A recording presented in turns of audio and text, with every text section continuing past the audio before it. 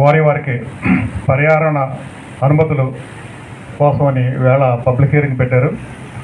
ఈ పబ్లిక్ హియరింగ్కి వచ్చినటువంటి ఆర్డీఓ గారికి, అలాగే మైనింగ్ ఈఈ గారికి, అలాగే ఎంఆర్ఓ గారికి, అలాగే క్వారీ ఓనర్స్ అసోసియేషన్ ప్రెసిడెంట్ గారికి, అలాగే క్వారీ యాజమాన్యానికి, అలాగే విలేకరులకి, గ్రామ ప్రజలకి అందరికీ నా కృతజ్ఞతలు తెలియజేస్తూ, ఈవేళ క్వారీలు క్వారీలు క్రషర్స్ ఇప్పుడు కూడా రన్ చేస్తున్నారంటే వాళ్ళ యొక్క ధైర్యానికి నేను మెచ్చుకుంటున్నాను.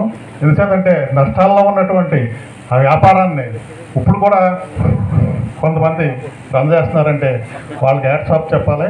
ఎందుకంటే ఎంతో 2 ఏళ్ళంటే కూడా 5-6 సంవత్సరాల బట్టి కూడా ఏవి కూడా లాభాలు లేకుండా ఏదో ఇంకా ఏమో అంటూ నడుపుతున్నటువంటి వ్యాపారాన్ని ఈవేళ కొత్త క్వారీలకి అనుమతి పెట్టుకుని ఊరి యొక్క చుట్టుపక్కల ఊరి యొక్క ప్రజలకి పని కల్పిస్తూ ఈ యొక్క క్వారీలు కసర్స్ పెట్టుకుంటున్నారు. అటువంటి ఉద్దేశంతో యువతకి చుట్టుపక్కల ఊళ్ళన్నీ యువతకి అదే పరిశ్రమలో